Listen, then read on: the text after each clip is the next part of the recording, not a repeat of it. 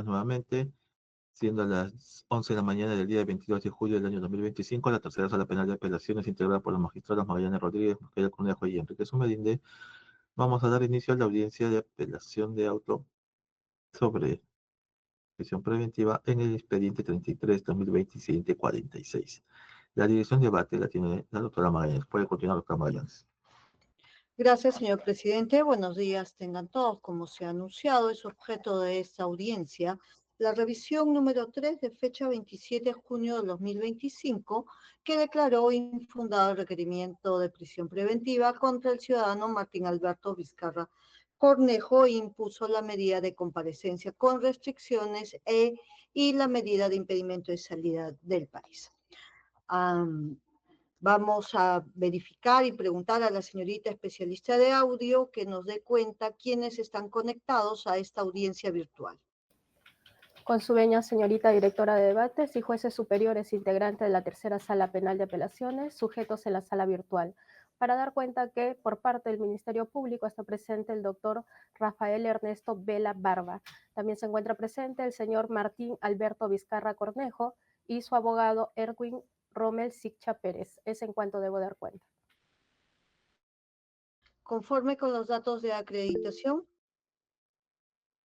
Señor fiscal, señor abogado.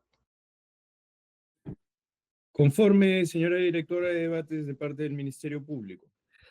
De igual manera, señora magistrada.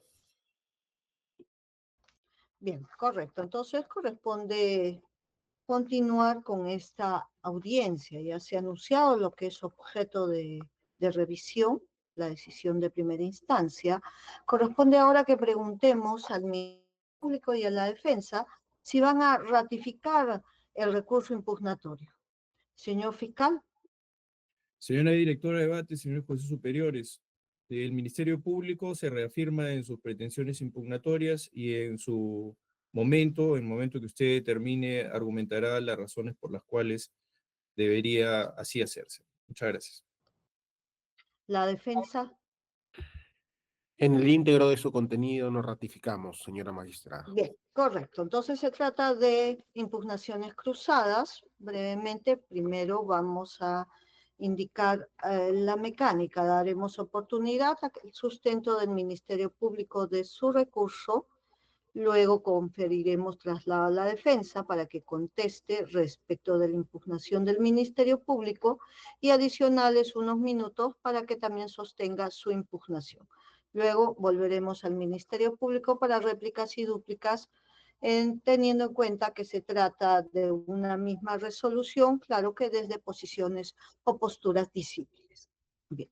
Señor fiscal, la pretensión del Ministerio Público respecto de la decisión impugnada es que se declare la nulidad, ¿correcto? Y que se pida nueva decisión por otro juez. ¿Es así? Es correcto, señora directora de debates. La pretensión Bien, del Ministerio Público. básicamente denuncian vicios, ¿no? Sobre la operación lógica que habría desarrollado el juez, sobre particularmente incoherencia, me parece, que denuncia, ¿no? En cuanto a los fundados y graves elementos de convicción y al peligrosismo procesal. Y la defensa sostiene una pretensión revocatoria. Considera básicamente, ¿no?, que ya no era posible imponer la medida de comparecencia con restricciones y mucho menos el impedimento de salida del país ante un pronunciamiento de esta sala anteriormente, ¿no?, que estableció un plazo.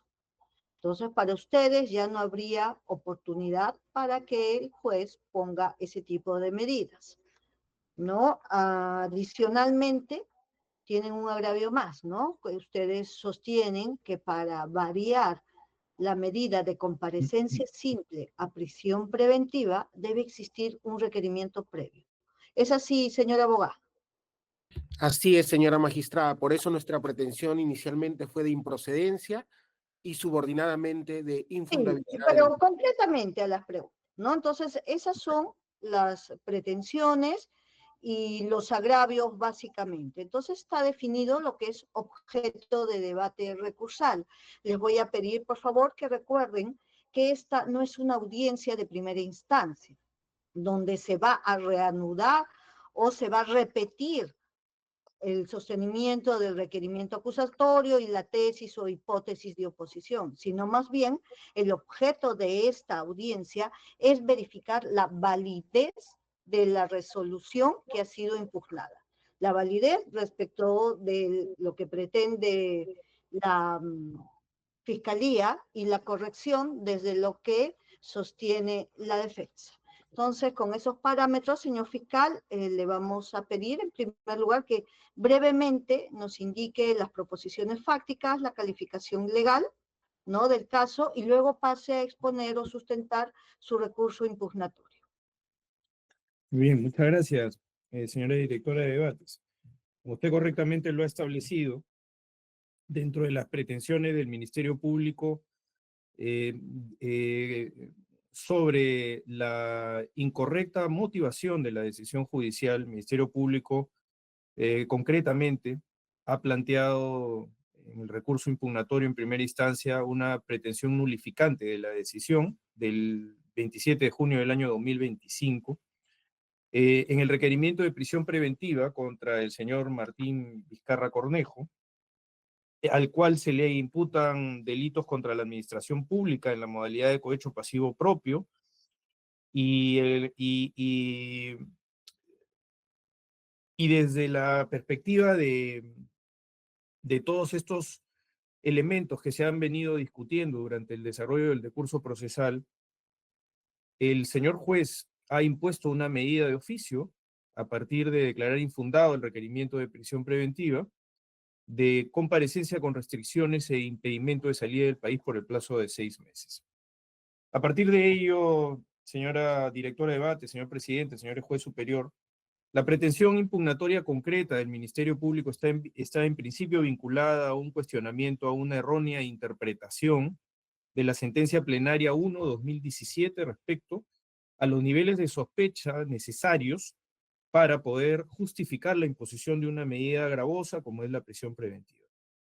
A partir de ello, la pretensión del Ministerio Público nulificante es precisamente porque existe una incongruencia en la motivación interna de esta decisión respecto a un desconocimiento también del juez de todo lo que ha sido la progresividad del desarrollo de diferentes acontecimientos procesales que durante el transcurso de la etapa de investigación preliminar, investigación preparatoria y etapa intermedia, e incluso ahora el desarrollo del juzgamiento, incorpora un incremento para el Ministerio Público del peligrosismo sobre la base de la determinación de que la sospecha grave, la más alta sospecha que detalla la sentencia plenaria 1/2017 para la imposición de una prisión preventiva, se encuentra además reforzada y no condicionada o excluida o decaída en términos de su intensidad respecto a lo que el juez razona de que estaríamos únicamente ante una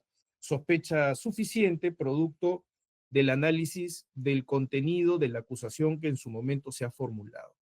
Para el Ministerio Público eso es absolutamente incongruente porque desconoce lo que ya ha sido materia de debate, es decir, de que ante un pedido de prisión preventiva contra el señor Martín Vizcarra, que fue desestimado por la propia justicia, es decir, por los órganos judiciales, en ello se determinó claramente que el planteamiento del Ministerio Público, toda la carga argumentativa respecto al primer presupuesto de los graves y fundados elementos de convicción de la comisión del delito, determinaba el cumplimiento del presupuesto incluido dentro de la sentencia plenaria 1/2017 respecto a que se cumplía con haber justificado el nivel de sospecha grave, que es el, reitero, el de más alta intensidad respecto a los hechos que se encontraban en ese momento en materia de investigación preparatoria. Se discutió luego, dentro del peligrosismo procesal, que es lo que, como vertiente de haber abordado el primer requisito de procedibilidad, eventualmente, en el caso del peligro procesal, se determinó que era suficiente con ser resuelto a partir de una medida de comparecencia con restricciones y con impedimentos de salida del país. Desde la perspectiva del Ministerio Público, por el contrario, resulta evidente porque nos encontramos dentro de la etapa estelar, que es la etapa de juzgamiento, es decir, la etapa dentro del cual la valoración probatoria determinará ya la culpabilidad o inocencia de la persona acusada, en este caso el expresidente Martín Vizcarra. Sobre esa determinación de culpabilidad o inocencia que nos encontramos en un estadio final, es que precisamente el Ministerio Público interpreta de que hay una incoherencia en determinar que este presupuesto tenga que ser discutido y reducido respecto a lo que ya se debatió. Entonces, desde esa posibilidad, por el contrario, hay un incremento de ese peligrosismo en base precisamente al incremento también de esa discusión que ya está agotada, que es la determinación de la sospecha criminal grave, que más bien se suma y se progresa a partir de la sospecha suficiente. Una sospecha evolutiva que tiene que ver necesariamente con la evolución propia también de las distintas etapas preclusivas del proceso penal. Una de ellas, la etapa intermedia, que ha concluido inclusive con un autoenjuiciamiento y que ahora, reitero, como es un hecho notorio, el señor Martín Vizcarra se encuentra ya en una fase de lectura de piezas documentales que es anterior a los alegatos de clausura para determinar su culpabilidad o su inocencia. Por el contrario, el reforzamiento de estos niveles de sospecha hace de que este presupuesto dentro del debate de la prisión preventiva se encuentre plenamente cumplido. Y no solamente cumplido, sino además reforzado.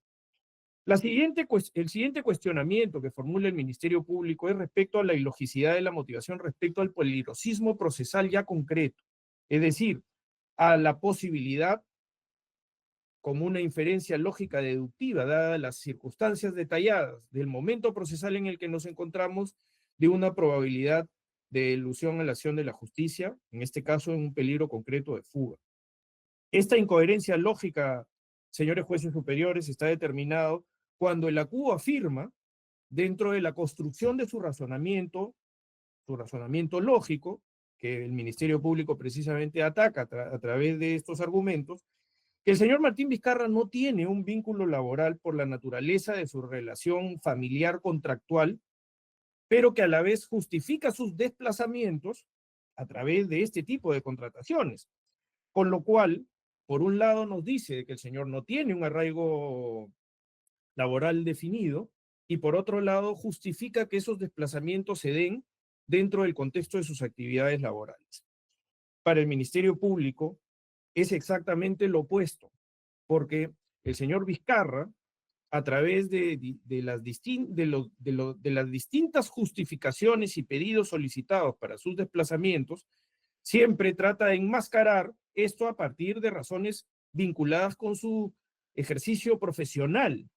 Pero vemos que en la práctica, el señor Martín Vizcarra lo que hace es permanentemente desafiar al sistema democrático a partir de que lo que hace es más bien hacer actos de proselitismo político que se le encuentran proscritos por parte del propio Jurado Nacional de Elecciones.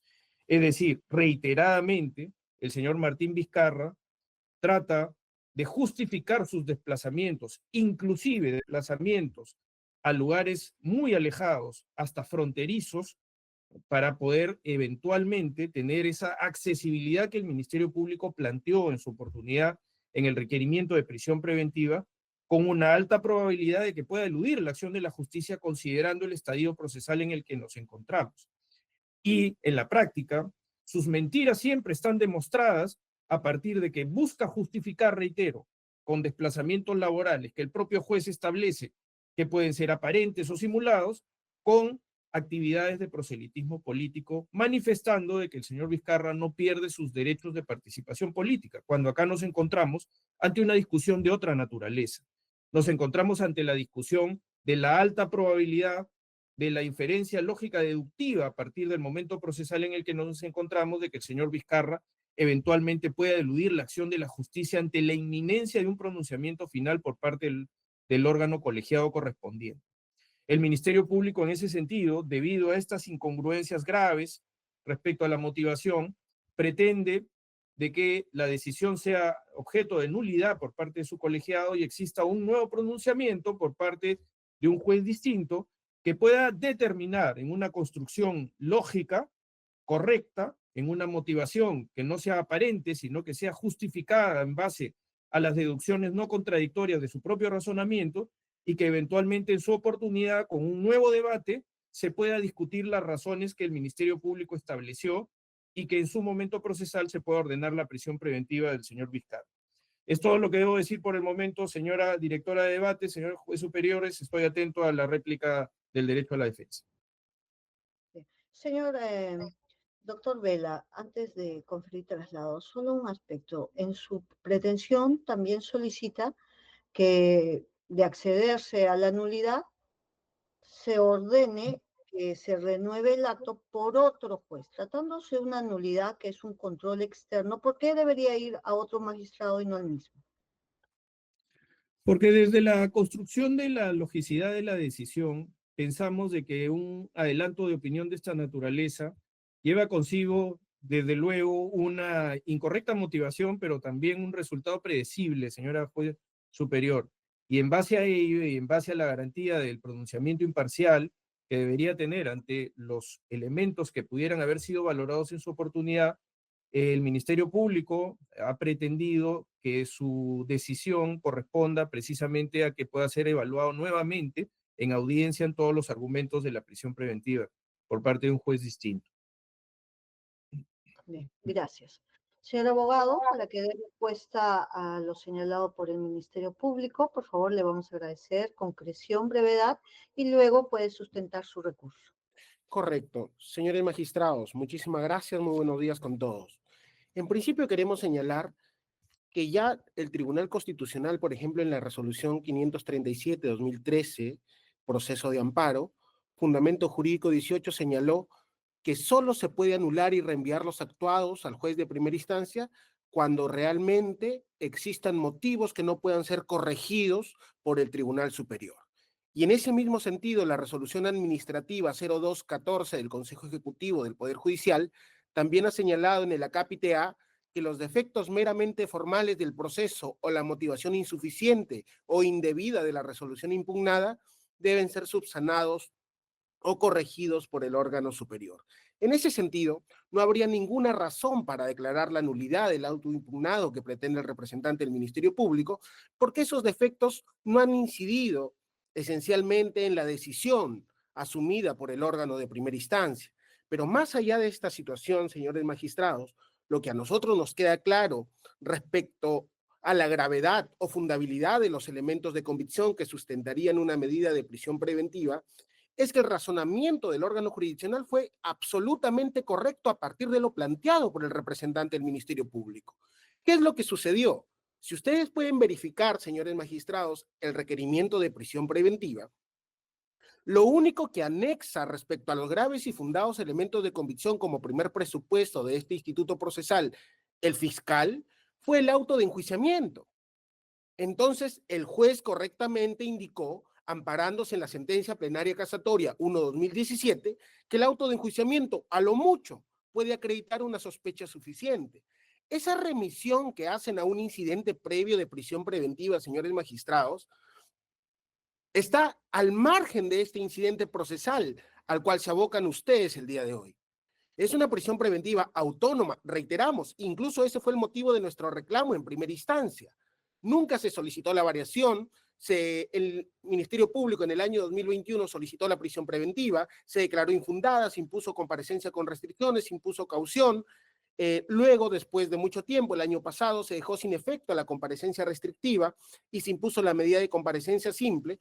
Y ese incidente ha sido dejado y soslayado por el propio representante del Ministerio Público, y en este requerimiento de prisión preventiva en el que estamos, autónomamente, sin remisión alguna, solo acompañó el auto de enjuiciamiento. Y es más, en la motivación del requerimiento de prisión preventiva, el Ministerio Público solo establece argumentos de carácter cuantitativo, porque lo único que señaló es que en la etapa cuando formularon el inicial requerimiento de prisión en el año 2020, presentaron aproximadamente 140 elementos de convicción. Y dice, y ahora nos han admitido 200 elementos de convicción según el auto de enjuiciamiento que adjuntan, y por lo tanto la sospecha es grave. Un momento, señores magistrados.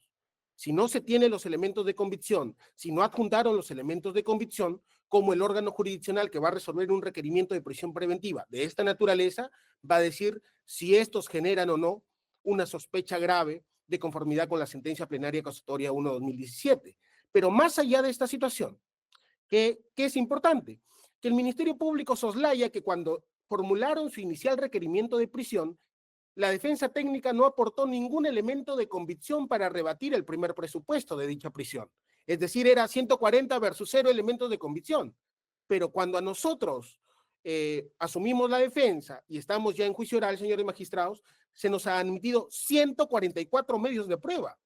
Entonces, si establecemos ahora únicamente un criterio cuantitativo, ahora frente a los elementos de convicción de ese entonces, ahora medios de prueba ofrecidos por el Ministerio Público en el juicio oral, nosotros tenemos 144 medios de prueba que rebaten el primer presupuesto del Ministerio Público.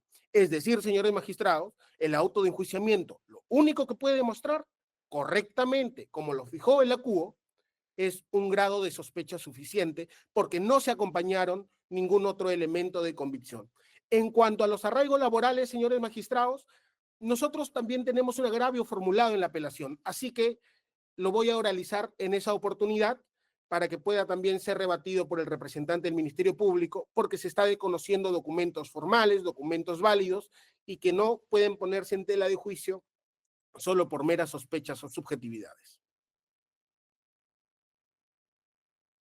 Concluyó respecto del Ministerio Público. Sí, correcto, señora. Bueno, vamos a cambiar la mecánica. Vamos a conferir traslado al Ministerio Público. Muchas gracias, señora juez superior. Efectivamente, lo que hemos escuchado no es, desde luego, algo que desconozca la realidad. Lo que ha dicho el señor abogado es que el señor Vizcarra habría estado de indefenso, es decir, que no habría tenido una defensa técnica de acuerdo a lo que termina resumiendo la posición del señor abogado, y que más bien habría podido ser hasta iatrogénica en la medida que no ha presentado ningún elemento. Eso es lo que nos viene a decir. Bueno, pues ese debate fue un debate que se agotó en doble instancia y que generó precisamente dentro de ese nivel de exhaustividad de un planteamiento primigenio que fue incluso rechazado, pero que fue claramente analizado, que existían los niveles de sospecha criminal grave. El Ministerio Público quiere dejar claramente establecido que el debate respecto a los graves y fundados elementos de convicción fue materia de impugnación por parte del Ministerio Público en su oportunidad y fue materia de absolución de grado, es decir, de la garantía de reexamen por parte del colegiado superior, que claramente dijo que sí se cumplía con los niveles de sospecha criminal grave. Esto está incluido también dentro del auto de enjuiciamiento que a manera de motivación por remisión efectivamente se hace para no reiterar un debate ya agotado en ese aspecto, sino por el contrario, para presentar un incremento y un reforzamiento complementario de la sospecha criminal grave que ya se obtenía y que ahora no puede ser desconocida a partir de una circunstancia objetiva que nos encontramos en pleno desarrollo de audiencia y juicio oral. Y aquí no es una cuestión cuantitativa, es una cuestión cualitativa, que ya fue materia de debate. Y es además claramente determinado que aquí no se trata de establecer si se han presentado 140 versus los 200 elementos que están en este momento en juzgamiento, sino del incremento a partir de la consolidación de la evidencia presentada en su oportunidad, que ha superado todas las etapas del proceso penal, inclusive la del control de legalidad de la acusación, a través del correspondiente autoenjuiciamiento, y que nos encontramos en una etapa final del desarrollo del juicio oral. Por tanto, respecto a este elemento en concreto, el Ministerio Público se reafirma y además toma a razón de lo que ha expresado la defensa del señor Vizcarra en ese aspecto, de que existiría para el Ministerio Público una incongruencia respecto a dejar de lado lo que ha sido materia ya plausible de un análisis jurídico exhaustivo a través de la garantía del reexamen judicial. Entonces, en ese sentido, está claramente determinado, y bueno, seguramente no ha habido posibilidad de hacer una réplica en el otro aspecto relacionado con el arraigo. Seguramente usted podrá darnos esa oportunidad en su caso, señora directora de debates. Finalmente, sobre este recurso, señor abogado, ¿algo adicional tiene que señalar? Sí, reiteramos, señores magistrados, de nuestra parte, nosotros jamás hemos advertido en el requerimiento de prisión preventiva que se haya adjuntado incluso las resoluciones previas, porque estamos frente a una situación distinta, en un estadio procesal distinto, en el que ya la defensa ha participado de la investigación preparatoria formalizada, ha aportado elementos de convicción, requirió la realización de actos de investigación y producto de ello se admitieron 144 medios de prueba para ser actuados en juicio oral a favor de la defensa del señor Martín Vizcarra Cornejo. Y si ustedes leen por escrito el requerimiento de prisión preventiva, el análisis es solo cuantitativo. Dicen, bueno, ahora se nos han admitido 200, pero soslayan que en su oportunidad la defensa no ofreció ningún elemento de convicción y ahora tiene 144 medios de prueba para rebatir la hipótesis fiscal. Y en ese sentido, señores magistrados, a partir del autoenjuiciamiento, sin que se haya podido verificar el contenido de los elementos de convicción o de los medios de prueba que allí están señalados, no podría en lo absoluto asumirse un criterio de gravedad de los elementos que sustentarían una prisión preventiva. Eso queda absolutamente claro porque producto del etapa intermedia se emite el auto de enjuiciamiento y esta a su vez se realiza sobre el requerimiento acusatorio que según la sentencia plenaria casatoria solo acredita sospecha suficiente. Eso es todo. Bien, gracias. Las preguntas las vamos a hacer al final. Sustente su recurso, señor abogado. Igualmente le pedimos concreción, ¿no? Respecto de sus agravios. Adelante. Está apagado su micrófono. Señores magistrados, disculpe, señora directora de debates, autorícenme compartir unas diapositivas, por favor. Muy breve. Sí, adelante. Adelante. Gracias. Señores magistrados, estos datos son importantes para que ustedes puedan resolver el fondo de esta controversia. Contra el señor Martín Vizcarra, el 13 de noviembre de 2020, es decir, 4 días después de que fue vacado como presidente de la República del Perú, se le impuso la medida de impedimento de salida del país. Duró hasta el 12 de mayo del año 2022 sin que el Ministerio Público hubiese solicitado su prolongación. Luego se volvió a dictar otra medida en el año 2023, la que fue prolongada por 6 meses adicionales y que estuvo vigente hasta el 4 de julio del año 2025. Pero a su vez, en marzo de 2021 se requirió la prisión preventiva y en su lugar se impuso la medida de comparecencia con restricciones y una caución de carácter real. El 2 de diciembre de 2024 se dejó sin efecto la comparecencia con restricciones y se impuso la medida de comparecencia simple. Es decir, señores magistrados, en este proceso contra el señor Martín Vizcarra se han impuesto 2 medidas de impedimento de salida del país, la segunda prolongada, una comparecencia restrictiva, una caución real, una comparecencia simple. 5 medidas de coerción vigentes para asegurar su presencia en el proceso penal. Y en ese sentido, señores magistrados, estos datos no pueden soslayarse al momento de lo que vamos a argumentar a continuación. ¿Cuáles son los errores del auto impugnado? El primer error del auto impugnado es no haber declarado improcedente el requerimiento de prisión preventiva y consecuentemente improcedente la imposición de cualquier medida de coerción personal como la comparecencia restrictiva o el impedimento de salida del país. ¿Y por qué, señores magistrados, dicho requerimiento debió ser declarado improcedente? En principio, porque hasta esa fecha teníamos una medida de coerción real, una medida de impedimento de salida del país y una medida de comparecencia simple vigentes. Y como tal, señores magistrados, al existir estas medidas de coerción, debió sustentarse porque estas no eran suficientes ni idóneas para el cumplimiento de su finalidad, que es asegurar la presencia del imputado en el proceso penal. No se hizo. Se solicitó, por el contrario, una prisión preventiva autónoma sin que siquiera se haya adjuntado estas resoluciones judiciales a la que ha hecho referencia el representante del Ministerio Público. En ese sentido, la sentencia de casación 1450-2018 Junín de la Sala Penal Permanente, que es el único tribunal casacional en el Perú, indicó que justamente la comparecencia simple o restrictiva pueden ser variadas por la prisión preventiva. E incluso, con carácter vinculante, señala que el artículo 279.1 del Código Procesal Penal se refiere indistintamente a la comparecencia simple con restricciones y que la revocatoria de la comparecencia con restricciones por prisión preventiva es solo una causal específica pero no la única posibilidad de revocatoria, pues esta también se extiende a la comparecencia simple. Y en ese sentido, señores magistrados, si teníamos una comparecencia simple, una medida de impedimento de salida del país y una caución real, respecto a la comparecencia simple debió haberse solicitado su variación y señalar cuál sería la regla incumplida, porque la regla que acompaña, la regla general que acompaña la comparecencia simple es acudir a todas las citaciones judiciales, lo cual ha realizado el señor Martín Vizcarra de manera íntegra en todos sus procesos penales.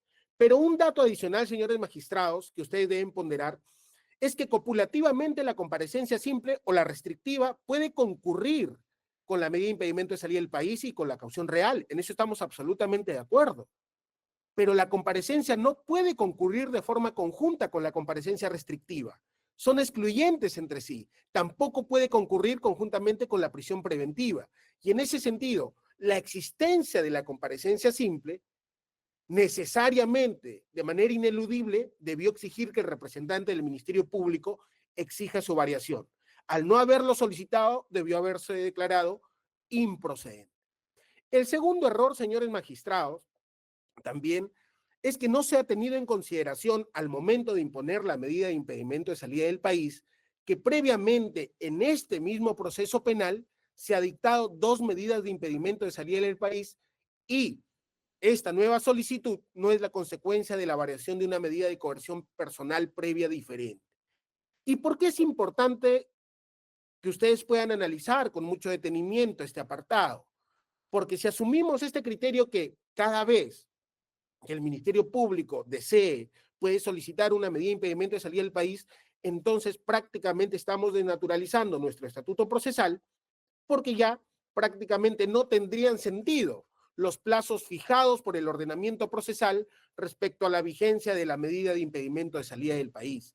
Y en este caso, señores magistrados, reiteramos, ha existido una primera medida de impedimento de salida del país que inició el 13 de noviembre de 2020 y se extendió hasta el 12 de mayo de 2022 y que venció sin que el Ministerio Público solicite su prolongación. Luego, la segunda fue impuesta el 30 de diciembre de 2023 y prolongada hasta el 4 de julio de 2025. En la prolongación de esta segunda medida, nosotros nos opusimos porque no se podía prolongar una medida que era absolutamente ilegal.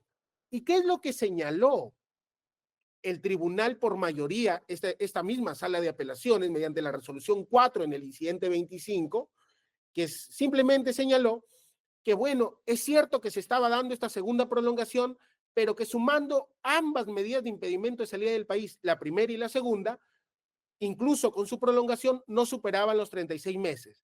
Pero agregó textualmente que esta no podía prolongarse ni podrá extenderse más bajo ninguna circunstancia, voto en mayoría. Más allá de que disentimos nosotros con este criterio, el tribunal reconoció que ya no podía y no existía posibilidad de la extensión de esta medida de impedimento de salida del país. Y el voto en discordia, sin embargo, con el que compartimos, señaló que la segunda medida de impedimento de salida del país era una medida absolutamente ilegal, pues que prácticamente el Ministerio Público estaba desnaturalizando el estatuto procesal porque debió solicitar su prolongación antes de que venza la primera medida de impedimento de salida del país. En ese sentido, señores magistrados, estamos con 3 medidas de impedimento de salida del país impuestas en este mismo proceso penal, lo que queda claro que constituye un gravísimo error por parte de la CUB. El tercer error es mucho más sencillo, señores magistrados. El juez de la investigación preparatoria reconoció que no existía graves y fundados elementos de convicción, que es correcto. Pero hay que tener en consideración que la comparecencia restrictiva es una medida de coerción residual. Es una medida de coerción que se impone frente a la razonabilidad de cautelar el peligro procesal respecto a la prisión preventiva. Y justamente es el peligro procesal el que diferencia a la prisión preventiva de la comparecencia restrictiva, no el primer presupuesto. Y si para la prisión preventiva se exige graves y fundados elementos de convicción, y en este caso no existen, lo cierto es que también debió tenerse en cuenta esta circunstancia y no imponer una medida de comparecencia restrictiva. En cuanto al cuarto error, señores magistrados, por eso ya no di respuesta a lo del representante del Ministerio Público, porque nosotros también lo hemos cuestionado. El ACU incurre en error al señalar que Martín Vizcarra carece de arraigo laboral al desestimar la validez de un contrato de locación de servicios por ser una empresa familiar y omitir el contrato de la organización política Perú Primero.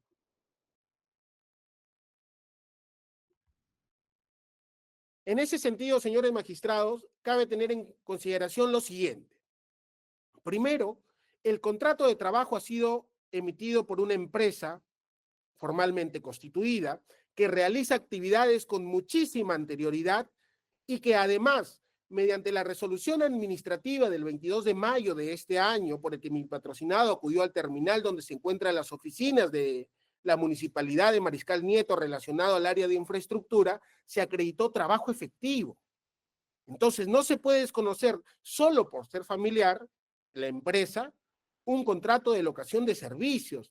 Cabe tener en cuenta que en el Perú, señores magistrados, el 80% de las empresas son familiares y la Corte Suprema en la Casación 1445-2018 ha señalado que no se puede exigir lógicas de arraigo laboral dependiente informal porque claro está, en el Perú existe mucho trabajo independiente que es lo que vinculan a las personas a un determinado lugar. Y es más, el ACUO también soslayó que existe otro contrato de locación de servicios que también fue adjuntado respecto a la organización política Perú Primero que acredita su arraigo laboral.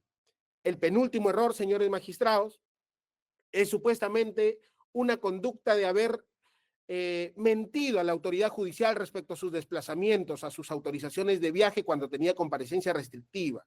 Señores magistrados, el apercibimiento que se le dio a mi patrocinado mediante la resolución 172 ocurrió porque mi patrocinado, mediante escrito del 11 de septiembre de 2023, que ha sido adjuntado al recurso de apelación, informó todo lo que había realizado en ese viaje.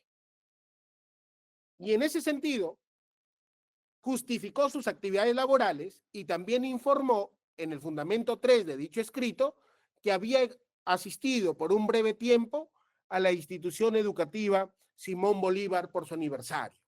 Y sobre la base de eso se le apercibió porque la jueza consideró, señores magistrados, que el señor Martín Vizcarra solo debía limitarse a realizar su trabajo laboral. Nosotros disentimos con ese criterio, pero más allá de esa situación, el señor Martín Vizcarra no mintió, no falsificó, no falseó información, pues esta información fue dada por el propio señor Martín Vizcarra en un ánimo de transparencia.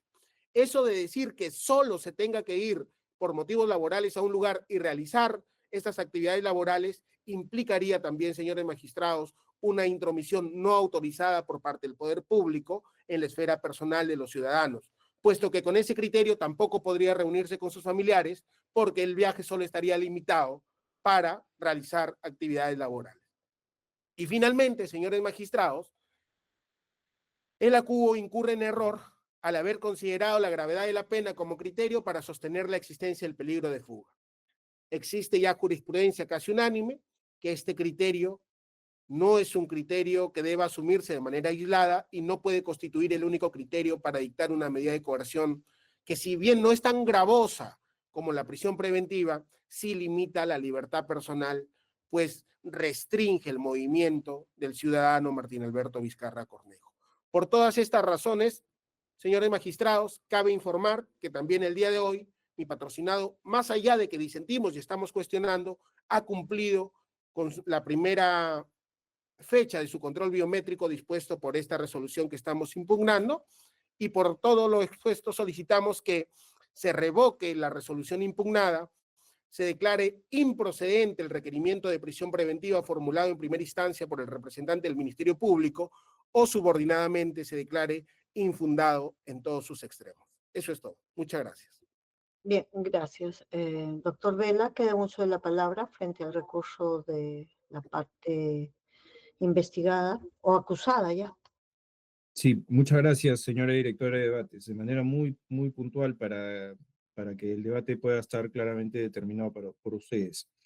En principio, sobre los argumentos que se han discutido respecto a la imposición del impedimento de salida del país, sobre la comparecencia con restricciones, cabe recalcar que en principio son medidas que han sido decididas de oficio ante la pretensión desestimada del Ministerio Público de la imposición de una medida mucho más grave, que es la de prisión preventiva. El Ministerio Público, su pretensión estuvo fundada en que el incremento del peligrosismo está vinculado también a los niveles de reforzamiento de las sospechas graves, en un momento procesal estelar durante el desarrollo del juicio oral, en donde ya hay sentencias de colaboración eficaz aprobadas por el Poder Judicial, donde hay un incremento notorio de ello, pero sobre la base de entender que este presupuesto que estaría admitido se vincula también a lo que está discutiendo la defensa del señor Vizcarra respecto a lo que el Ministerio Público también ha cuestionado respecto a la carencia de motivación o una ilogicidad en el argumento planteado por el juez de la causa. De tal manera que sobre los aspectos relacionados en reabrir los debates de los impedimentos de salida del país o de la propia comparecencia con restricciones, son elementos que el Ministerio Público no ha pretendido. Por el contrario, el Ministerio Público claramente pretende una medida mucho más grave, dadas las circunstancias, y por tanto es por esa la razón de que busca una pretensión nulificante. Así que en ese aspecto, todos estos argumentos se pueden discutir, pero no son una pretensión traída directamente por el Ministerio Público, sino que claramente, reitero, el Ministerio Público está requiriendo una prisión preventiva como una medida excepcional, pero justificada al estadio procesal en el que nos encontramos, que es el desarrollo del juicio oral. Entonces, en ese sentido, lo advertido por parte de la defensa del señor Vizcarra respecto a los arraigos laborales no ha sido negado respecto a lo que ya el Ministerio Público ha traído como argumentación también desde el punto de vista de nuestras pretensiones, justificante de una nulidad. Porque lo que ha dicho el señor abogado representante del señor Vizcarra, claramente es que sí, todo lo que ha sucedido y todo lo que ha descrito el Ministerio Público es correcto desde el punto de vista fáctico. Es decir, de que el señor Vizcarra asistió a un determinado lugar, realizó actos proselitistas y supuestamente, dentro de su carencia de arraigo, de acuerdo a lo que dice el juez, eventualmente justificó un desplazamiento, pero terminó realizando una serie de actividades distintas, con lo cual, para el Ministerio Público, como se ha referido, señora juez superior, claramente el señor Vizcarra ha mentido permanentemente respecto a cómo es que plantea, desde el punto de vista de su arraigo, porque su arraigo tiene que ver con una medida restrictiva justamente de sus actividades laborales, que es lo que finalmente trae dentro del cumplimiento de sus reglas de conducta ante la evaluación judicial. Y en ese sentido, el señor Vizcarra siempre justifica todos estos cuestionamientos a una supuesta persecución política. Aquí no hay persecución política, lo que hay es claramente el detalle del desarrollo de un juzgamiento que está concluyendo y la necesidad de un mayor nivel de arraigo, producto de que precisamente el señor Vizcarra, en sus desplazamientos, dentro de los cuales frecuentemente realiza actividades políticas, puede tener la posibilidad, la alta probabilidad de eludir la acción de la justicia en términos concretos. Por tanto, respecto a las condiciones de la prisión preventiva y sobre la flexibilidad que siempre tiene una medida coercitiva, que incluso puede ser decidida hasta de oficio, lo que el Ministerio Público ha cuestionado siempre es esa carencia de logicidad respecto al razonamiento judicial.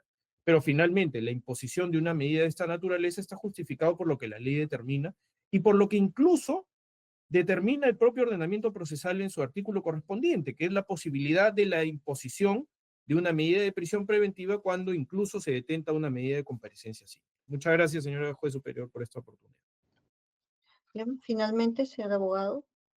Sí, señores magistrados, más allá de que es cierto que el fiscal planteó en primera instancia un requerimiento de prisión, no de comparecencia ni de impedimento de salida del país, de igual manera, para haberse solicitado incluso, por ejemplo, una medida de prisión preventiva, debió solicitarse la variación de la medida de comparecencia simple existente. O sea, eso queda absolutamente claro, porque tanto la comparecencia restrictiva, que tiene una serie de reglas que imponen a los procesados, como la comparecencia simple, que impone una regla de conducta general de asistir a las situaciones judiciales, implican deberes de los ciudadanos de cumplir con el sistema de justicia. Y para que se haya solicitado una prisión preventiva, debió haberse solicitado la variación frente al incumplimiento de dichas reglas. ¿Lo hizo? No lo hizo. Por lo tanto, debió ser declarado improcedente de plano. El Ministerio Público, y eso sí debería llamarse la atención, señores magistrados, hace referencia a sentencias aprobatorias de colaboración eficaz. En principio, no están en el requerimiento de prisión preventiva. En segundo, no están en la carpeta fiscal. Tercero, no están en el auto de enjuiciamiento. Cuarto, no están en el juicio oral. Entonces, ¿cómo tan ligeramente se pretende incidir en derechos fundamentales de terceros, como en este caso el señor Martín Alberto Vizcarra Cornejo, sin que nosotros tengamos acceso a esto? Entonces, porque eso no forma parte del expediente ni del requerimiento. Eso lo conoce el Ministerio Público porque de seguro ellos, más allá de todos los cuestionamientos que nosotros tenemos, han tramitado estos procedimientos. Pero nosotros no tenemos acceso y por lo tanto tampoco podría utilizarse como argumento para pretender que ustedes ejerzan su potestad nulificante. Luego se indica que se realizó actividades distintas. Señores magistrados, creo que se está intentando confundir. El arraigo laboral no tiene nada que ver con la resolución 172. El arraigo laboral está plenamente acreditado por mi patrocinado con el contrato de locación de servicios con la empresa Urbaniza 3D y con la organización política Perú Primero. Y sobre esto no existió ningún cuestionamiento por parte del representante del Ministerio Público. Son empresas formales con las que se ha acreditado, reitero, actividad, trabajo efectivo. Y es más, por la organización política Perú Primero, es la razón por la que el señor Martín Vizcarra viaja a todas las partes del país. Incluso estar en zona fronteriza, al contrario de establecer un peligro de fuga, reitera el compromiso del señor Martín Vizcarra de someterse a la justicia. Porque estando en estos lugares aislados en muchísimas oportunidades, porque ese es el Perú, tiene que coadyuva él a la formación de una voluntad política en todo el territorio peruano, ha viajado a Tumbes, ha viajado a Tacna, ha viajado a Moquegua, ha viajado a Puno, ha viajado a Iquitos y ha regresado. Incluso frente al requerimiento de prisión preventiva, él se encontraba en la región de San Martín. Al día siguiente, señores magistrados, incluso frente a la objeción de su defensa, el señor Martín Vizcarra se comprometió ante el quinto juzgado de investigación preparatoria nacional a estar al día siguiente de manera presencial. ¿Eso no es una muestra de someterse a la autoridad judicial? Por supuesto que sí, señores magistrados. Reiteramos, estos viajes, por el contrario, reafirman el compromiso del señor Martín Vizcarra.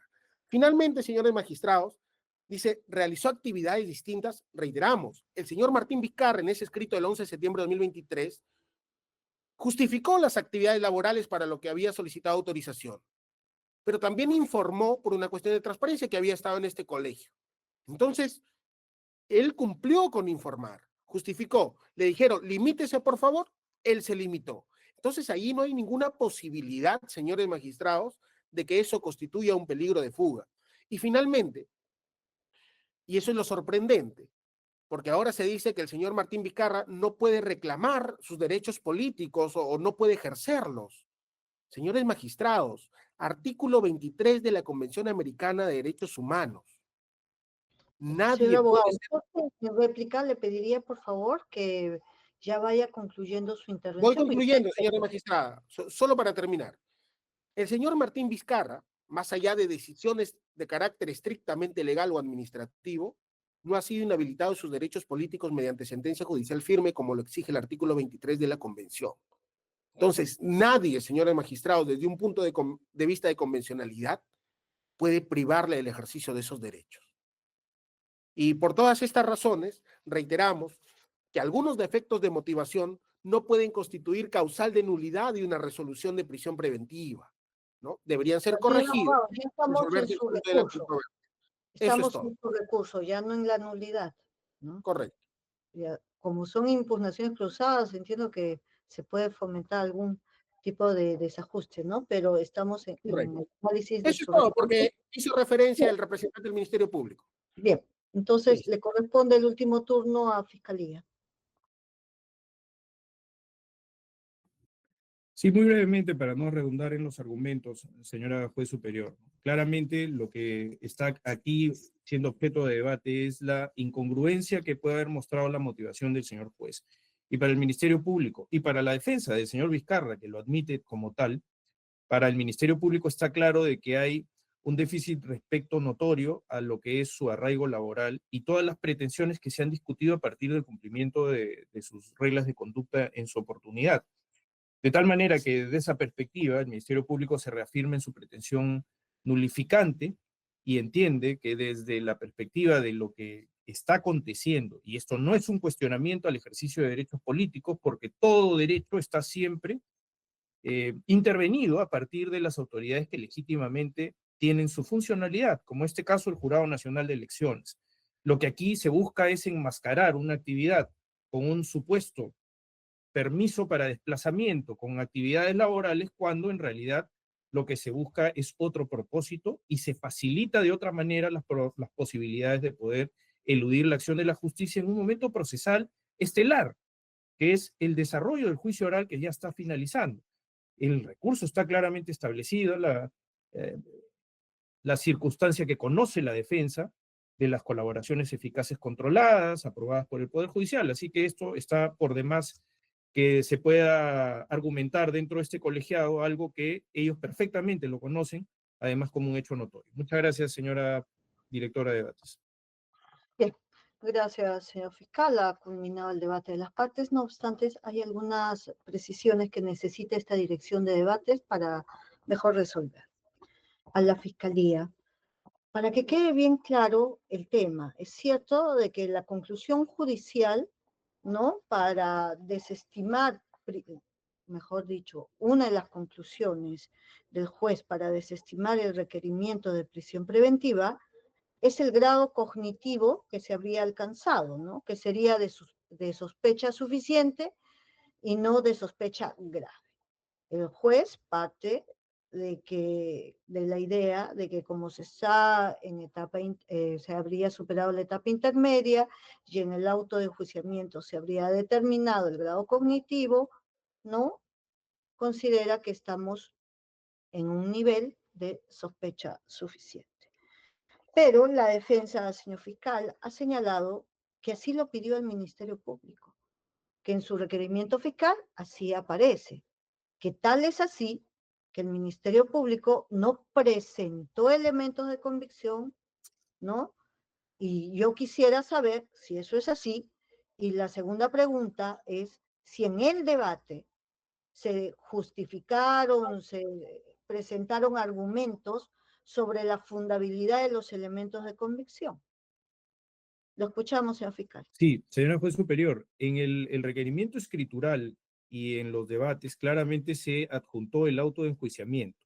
Eso es lo que presentó el Ministerio Público dentro de lo que interpretaba que había ya un agotamiento de todo el debate respecto a la sospecha criminal grave que se planteaba. En el auto de enjuiciamiento recoge todas las incidencias de las actividades procesales que se dan y hace necesaria también, por supuesto, el detalle respecto a lo que ya fue objeto de debate.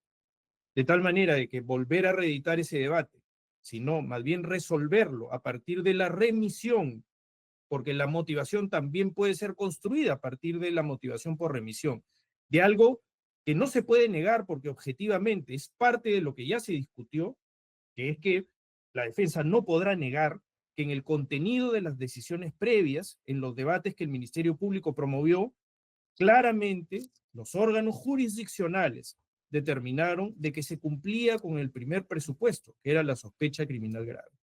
Entendemos que el Ministerio Público, desde esa perspectiva, remitía la motivación en base a lo que ya se incluía dentro del auto de enjuiciamiento como tal. Por tanto, el debate estaba vinculado esencialmente a los criterios del incremento del peligrosismo procesal, porque eso ya había sido agotado en su oportunidad. Por el contrario, había un reforzamiento y por eso la necesidad de incluir el auto de enjuiciamiento, porque las resoluciones judiciales ya están probadas, no necesitan ser objeto de prueba.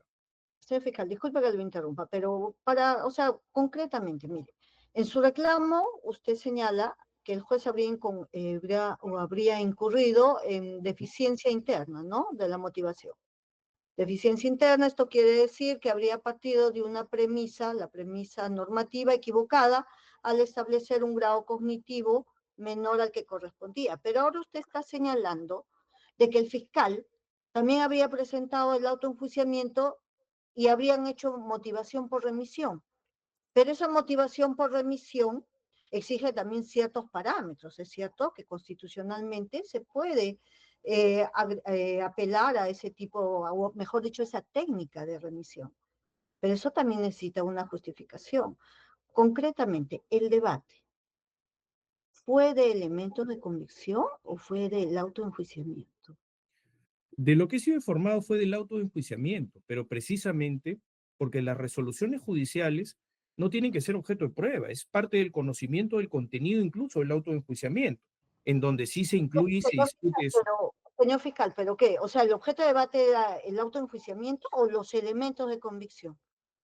No, lo que era objeto de debate, señora juez superior, para el Ministerio Público era de que los criterios de sospecha grave ya habían sido objeto de discusión judicial previa.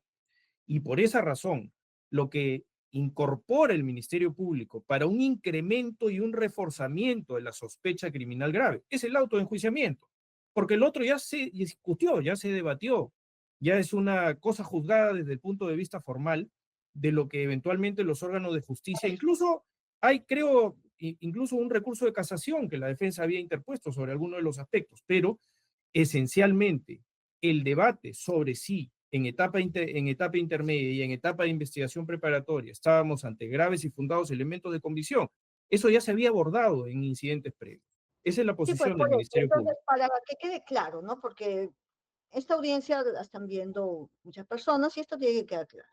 Ya, entonces el escenario es así, señor fiscal. La fiscalía presenta el requerimiento de prisión preventiva en relación al primer presupuesto, o sea, sobre los fundados y graves elementos de convicción, sobre la base de los anteriores requerimientos que habían sido declarados fundados respecto de ese presupuesto. Entonces, la Fiscalía parte de ahí y para reforzar ese primer presupuesto adjunta el auto-enjuiciamiento. ¿Es así, señor Esa es fiscal? esa es la posición que se me ha trasladado en la interconsulta correspondiente, señora juez superior. Efectivamente, que ese es Ya, el para, razonamiento. sí, concretamente, señor Sí, fiscal, contésteme lo así que le es, pregunto. Ya, es y para correcto. reforzar esa posición que usted está sosteniendo que así habría sucedido procesalmente, para el reforzamiento de esa posición, ¿hubo debate de elementos de convicción o no? Bueno, tengo entendido que sí, respecto a la incorporación del auto de enjuiciamiento. Efectivamente, está inclusive en No, el no recurso el auto de escritural. enjuiciamiento como tal, pues le estoy preguntando, señor fiscal, sobre elementos de convicción. Sobre elementos de convicción en concreto no hubo ningún debate, porque efectivamente lo que se presentó fue el auto de enjuiciamiento, señor juez superior. Ya, y el fiscal ahí cuando mencionó el autoenjuiciamiento dijo aquí hay tales elementos de convicción. Sí, de lo que he sido informado claramente. Lo que dijo es que esto ya había sido objeto de discusión respecto a los incidentes previos, que están incluidos incluso en el auto de enjuiciamiento, los debates. Ya, y el juez ante ello, ¿cómo dirigió el debate? No, el señor juez lo que hizo fue desde lo que hemos podido analizar y en la interconsulta correspondiente con el equipo del doctor Juárez Atoche, lo que el señor juez hizo en realidad fue una construcción únicamente de lo que contenía el nivel de sospecha de un auto de enjuiciamiento, que es un asunto concluido desde el punto de vista procesal y que en relación a la sentencia plenaria 1/2017 no niega el juez. Lo que dice es que la sentencia 1/2017 establece un nivel de sospecha para la etapa intermedia. Eso es lo que dice el señor juez. Entonces, lo que el Ministerio Público le trae a conocimiento de esta sala es que esa incongruencia determina una exclusión de lo previamente ya debatido. Es que ya Sí, pues, existía un pero nivel de precisamente sospecha grave. ahí, por eso muy concreta la respuesta, señor fiscal. Ya, el juez sobre lo anterior, que la fiscalía parte como de dos premisas, ¿no? Aquí yo pedí prisión preventiva, me declararon infundado, es cierto, pero el primer presupuesto sí fue declarado positivamente, o sea que había fundados y graves elementos de convicción en esos periodos de prisión anteriores, y lo refuerza con el auto de enjuiciamiento.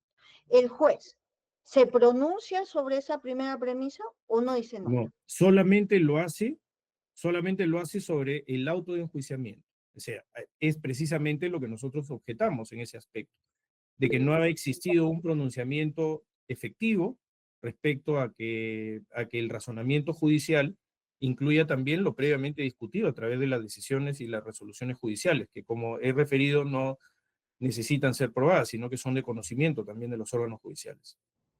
Un momentito, señor abogado, le vamos a conferir traslado, pero déjeme terminar las preguntas, ¿correcto? Entonces, el juez no emite pronunciamiento sobre esa premisa, sobre ese planteo del Ministerio Público, Así ¿no? es. Entonces, el Ministerio Público, no, mejor dicho, o sea, lo que señala el abogado, que el análisis fue cuantitativo y no cualitativo, según la propuesta del Ministerio Público, se produjo. Porque usted nos ha dicho que No no se, hubo debate de elementos de convicción. no se podría haber hecho exactamente, porque el debate no giró en torno precisamente a ello, porque lo que el Ministerio Público interpretó es que desde el haber aportado el auto de enjuiciamiento como un elemento que consolida todo lo que es el decurso procesal y que, por supuesto, incluye los debates previos relacionados con la sospecha criminal fuerte, no iba a ser objeto de discusión o de debate porque aquí no se buscaba un incremento, sino un reforzamiento a partir de las circunstancias que están vinculadas al peligrosismo procesal. Pero no ha habido un decaimiento de la actividad, de la actividad probatoria, sino más bien por el contrario, ya estamos en juicio oral. Entonces, el razonamiento del Ministerio Público era de que este aspecto era un aspecto ya agotado judicialmente. Y de tal manera que el aporte del auto de enjuiciamiento era el que determinaba más bien una concurrencia respecto a los niveles de sospecha que la sentencia 1/2017 establece. Es decir, de que existe la sospecha grave, ya discutida y debatida en los incidentes previos, y que a su vez también existe una sospecha suficiente luego de haber superado el control de legalidad de la etapa A ver, intermedia. otra pregunta entonces. O sea, cuando hubo el análisis del primer presupuesto, ya el planteo es más o menos como lo indicado, ¿no? Ya hubo requerimientos anteriores, hay autoenjuiciamiento, y de ahí que pasaron al segundo y al tercer presupuesto. Sí, eso es lo que se ha discutido, Ya, efectivamente, en la gravedad y luego el tercer presupuesto del permítame, peligrosismo. señor fiscal, concretamente las respuestas. Entonces, y el juez ahí permitió eso. Sí, Se eso es lo pasaron que... al segundo y al tercer presupuesto. Así es. Bueno, del segundo presupuesto no hay mayor cuestionamiento. No, Sobre el porque sí, del para el tercer ministerio... presupuesto, señor fiscal, sobre el peligrosismo, también operó la misma mecánica que, No, como ya anteriormente hubo cierto decaimiento, ahora el incremento del peligro. no, por el contrario, señora juez superior, por el contrario, puntualmente lo que hay es una contradicción en el razonamiento, porque por un lado, el señor juez lo que admite es que el arraigo laboral no es el correcto o el suficiente, y por otro lado lo justifica dentro de sus conclusiones para imponer ya de oficio una medida menos gravosa que la prisión preventiva. Eso es lo que el Ministerio Público está objetando. No, pero la pregunta es, o sea, la mecánica del debate, no fue por remisión, aquí sí hubo un sustento Sí hubo un debate, claro, así es, ya, eso de es lo los que estoy nuevos diciendo. elementos de convicción que a juicio de la Fiscalía se incrementaría. Efectivamente, así es. Bien, claro que el razonamiento del juez les fue adverso a la Es Fiscalía. correcto, así es. Es correcta su detalle. Bien, gracias, señor fiscal. Sobre las respuestas del Ministerio Público, señor abogado, brevemente, por favor. De Esto no es... manera muy breve, señores magistrados. Ahora el fiscal superior está cambiando los argumentos del requerimiento de prisión preventiva. Si ustedes pueden verificar, ahora viene con el argumento de que las resoluciones judiciales no son objeto de prueba. Sin embargo, cuando el Ministerio Público en primera instancia, la Fiscalía Provincial, sostiene o ordena sus anexos, pone textualmente, señores magistrados, respecto a los graves y fundados elementos de convicción, y acompaña los dos primeros anexos, el auto de enjuiciamiento y el auto de citación a juicio oral. ¿Cómo que no es objeto de prueba? Claro que técnicamente no es objeto de prueba, pero tenía que discutirse estas resoluciones. Y los acompañó para su discusión o argumentó sobre ellos para su discusión en lo absoluto. Lo A ver, único que se señor limitó... abogado, disculpe, o sea, desde su perspectiva, ¿tenía que discutirse las anteriores resoluciones? No, lo que sucede, señora magistrada, es que, reiteremos, nuestro argumento principal es que acá no estamos frente a la variación de un mismo incidente procesal, ¿no? Este es un incidente autónomo. El No, Ministerio no, Público... pero doctor, vamos como por orden, ¿no? Le hemos conferido traslado. sobre las respuestas del Ministerio Público sobre este tema, la mecánica del debate que fue llevada a cabo y que ya nos ha informado el Ministerio Público, porque después le vamos a hacer a usted otras preguntas, ¿no? Entonces, así fue, hubo un debate sobre el auto de enjuiciamiento que reforzaba las resoluciones anteriores que declararon fundado el primer presupuesto, y el juez lo permitió, así fue. Esa es la Señora, pregunta. sí, señores magistrados, ustedes pueden leer, por favor, les pido, el fundamento 4.4.5 del requerimiento de prisión. Y dice que según el auto de enjuiciamiento, nos encontramos frente a un umbral de sospecha suficiente. Entonces, ¿qué discordancia existe entre lo decidido por el juez y lo planteado por el Ministerio Público? En lo absoluto. Ningún tipo de argumento. No se ha discutido la anterior resolución sobre si en este caso se mantenían, porque reiteramos, cuando se discutió la anterior prisión preventiva, la defensa técnica de ese entonces no presentó ningún elemento de convicción. Pero ahora con el autoenjuiciamiento también reflejaba que existían 144 medios de prueba versus los 200 del Ministerio Público Ya, que se pero contraponían. sí, eso ya lo ha señalado. Le pido por favor que no reitere argumentos, si no se va a extender mucho esta Sí, audiencia. señores Bien, magistrados, en todo caso, señor abogado, ya cuando hubo este tema del autoenjuiciamiento, que según usted indica que en el requerimiento fiscal aparece como sospecha suficiente y por tanto la respuesta del juez sería congruente, ¿ustedes hicieron ver al señor juez que también había elementos de convicción o elementos de prueba o no? por supuesto, señores magistrados, ¿Y qué cuando se dijo tocó el este juez, tema, y qué dijo el juez al respecto? lo que dijo que con el autoenjuiciamiento lo único que se podía acreditar es sospecha suficiente. O Porque sea, fue no uno les de dio los, respuesta a ustedes tampoco sí, sobre porque fue uno de los nuestros elementos cuestionamientos. probatorios. Lo que pasa que uno de nuestros cuestionamientos fue que el autoenjuiciamiento a lo mucho podía acreditar sospecha suficiente. Y eso ha Ay, sido ay, materia del debate. Y el juez se ya. pronunció sobre ello. Sí, sí, eso ya lo ha señalado usted. O sea, usted no indicó los elementos de convicción de descargo, ¿o sí? No, no, por supuesto, porque solo nos adjuntaron en el autoenjuiciamiento. Ya, entonces ahí usted dijo los elementos de descargo. La pregunta era si el juez se pronunció sobre eso o no. No, solo sobre qué podía acreditar el autoenjuiciamiento, que fue materia de debate. Ya, entonces queda claro, ¿no? O sea, según ambos coinciden que el objeto de pronunciamiento como consecuencia de debate fue el autoenjuiciamiento del Eso primer sucedió, presidente. señores magistrados. Eso Ya. sucedió. Ustedes pueden Bueno, verificar la claro, audiencia. claro que la fiscalía incluye otras premisas, ¿no? Que hubo un debate anterior y que no mereció pronunciarse.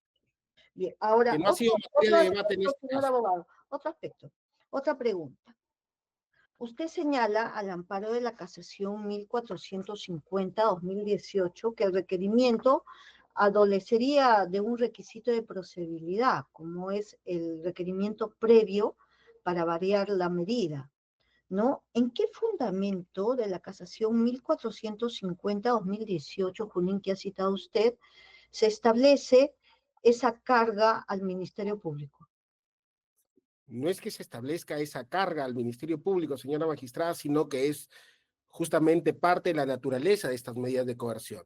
Exactamente en el fundamento décimo de esta casación se desarrolla, ¿no? Dice, esta Corte Suprema estableció en la sentencia casatoria 119-2016 que es posible la variación de la comparecencia simple con restricciones por la prisión preventiva. Así se contempla con carácter vinculante que el artículo 279.1 se refiere indistintamente a la comparecencia simple con restricciones y añade que la variación de la comparecencia con restricciones es solo un supuesto de la variación prevista en el artículo 279.1. Y en ese sentido, si señala que solo es un supuesto la variación de la comparecencia restrictiva prevista en el 287, entonces también se debe requerir necesariamente la variación de la comparecencia simple, porque hemos llegado al absurdo, señores magistrados, porque no se ha dejado sin efecto de estar vigente ahora la medida de comparecencia simple y la medida de comparecencia restrictiva a la vez. A ver, señor abogado, sí, pero aquí la Corte Suprema, en el fundamento que usted está señalando, la ratio es que la variabilidad de la medida requiere del aporte de nuevos elementos de convicción, elementos que importen una variación sustancial. O sea, la exigencia está en el incremento del nivel cognitivo de los elementos de convicción, no de requerimiento, ¿no? En todo caso, es una lectura que usted está dando a esta casación. Es la única que tiene. ¿O tiene usted También alguna está la sentencia otra de casación jurisprudencia? 119-2016, que es citada por esa propia sentencia de casación, que Sí, incluso lo es desarrolla. también sobre la fundabilidad, el incremento de Señora los magistrada, argumentos. ahí se establece, Pero en todo discúlpeme, caso, disculpe pero usted, señor allí se establece, abogado, señora magistrada, que el fiscal debió requerir primero la variación de la medida de comparecencia simple en la casación 119-2016. bueno, es la lectura que usted da, porque hablan de comparecencia con restricciones. En todo caso, usted está utilizando esos argumentos, igual el tribunal tiene la obligación de evaluarlo, ¿no? Para ver la Correcto. fundabilidad. Finalmente, sobre las medidas de comparecencia con restricciones y el impedimento de salida del país que usted ha señalado, que está pidiendo su revocación, ¿no? Entre sus argumentos señala que hay una decisión de este tribunal, ¿no? Que imponía un límite máximo ya al impedimento de salida, porque la comparecencia, bueno, fue dejada sin efecto porque habría caducado al amparo de la modificación legislativa, ¿no? Sobre esos argumentos, ¿el juez explicó, dio alguna razón por qué las imponía, A pese a ver, esos pronunciamientos anteriores?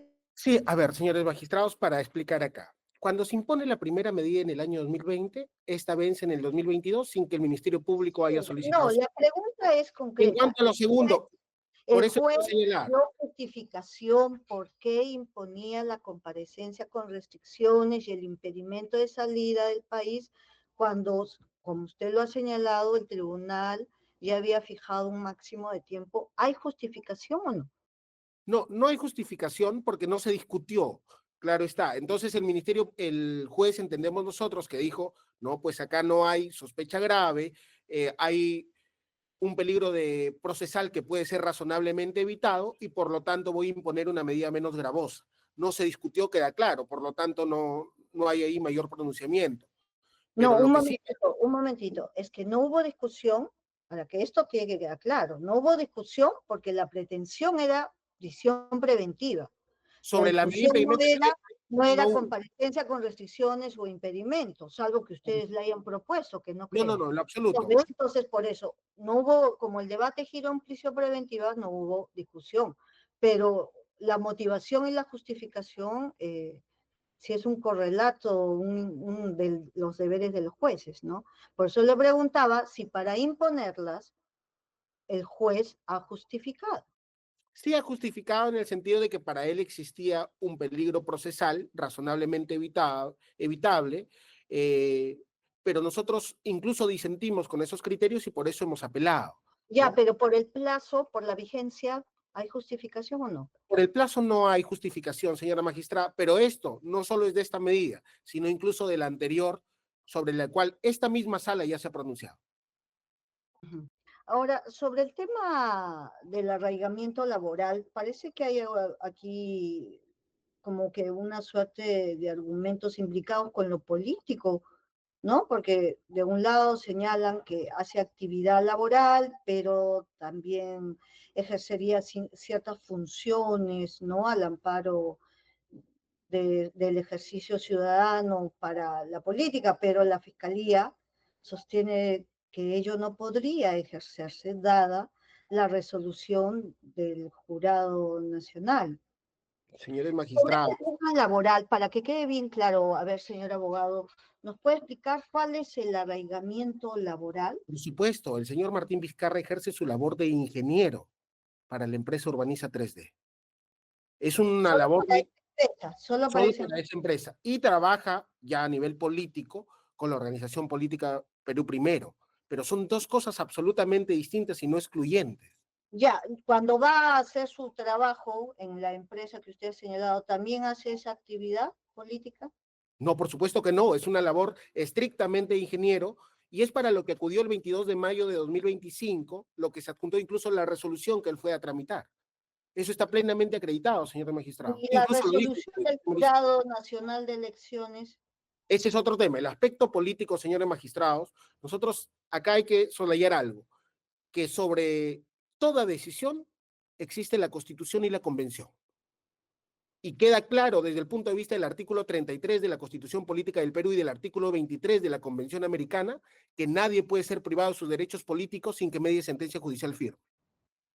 Ya, pero concretamente, o sea, frente a la decisión del jurado, o sea, para ustedes como no es firme, no la cumplen. ¿Eso es? Que, señora magistrada, ninguna resolución ha prohibido a mi patrocinado el ejercicio de sus derechos políticos. Ya, Ninguna. muy bien. Le han Ese- prohibido ser afiliado y le han prohibido ejercer un cargo directivo, pero no le han prohibido ejercer política. Eso sería una muerte civil inviable en un Estado Ya, democrático de derecho. concreto, doctor. Le agradezco por sus respuestas. Gracias. Finalmente, sobre las últimas respuestas dadas por el señor abogado, ¿la Fiscalía tiene algo que señalar? Solamente sobre lo último, señora juez superior.